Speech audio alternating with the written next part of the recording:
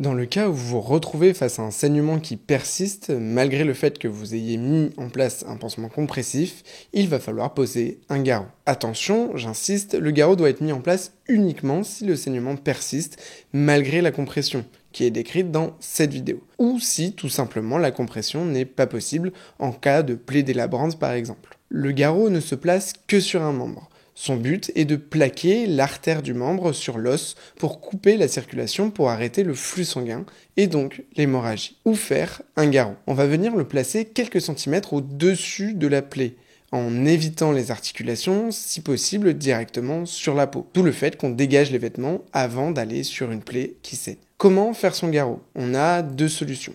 Soit vous possédez ce qu'on appelle un garrot tactique, soit vous allez créer vous-même un garrot avec les moyens du bord. Le garrot tactique est un système issu de l'armée, qui est fait pour pouvoir se le poser soi-même sur n'importe quel membre. Dans un premier temps, placez le garrot au-dessus de la plaie et serrez la sangle.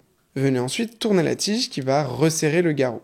Faites des tours jusqu'à l'arrêt du saignement. C'est le seul critère sur lequel vous basez pour arrêter de tourner la tige. Bloquez ensuite la tige et sécurisez-la. Très important, notez l'heure de la pose du garrot qui est une information primordiale pour les secours par la suite. Dans le cas où vous n'avez pas de garrot tactique chez vous, il va falloir en fabriquer un. Pour cela, trouvez rapidement de quoi faire un lien. Une pièce en tissu de 2-3 cm de large et au moins 1,20 m de long, solide et non élastique. Les écharpes, ceintures ou torchons roulés ne sont en général pas efficaces. Il faut également trouver de quoi faire une tige résistante, comme une cuillère en bois, un tournevis ou même un gros marqueur qui fera très bien l'affaire. En général, les simples stylos ne résistent pas. Placez ensuite votre garrot improvisé quelques centimètres au-dessus de la plaie de nouveau et faites 2 tours avec le lien, puis faites un premier nœud.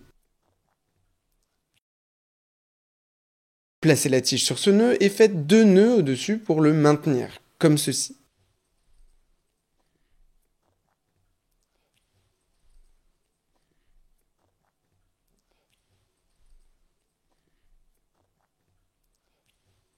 Commencez ensuite à tourner la tige qui va serrer le garrot et arrêtez-vous uniquement lorsque le saignement s'arrête. Fixez ensuite le bâton avec le reste du lien ou avec un second si nécessaire. Et on n'oublie pas, très important, de noter l'heure de la pose du garrot. Ensuite, vous appelez les secours si un témoin ne l'a pas déjà fait en composant le 15, le 18 ou le 112.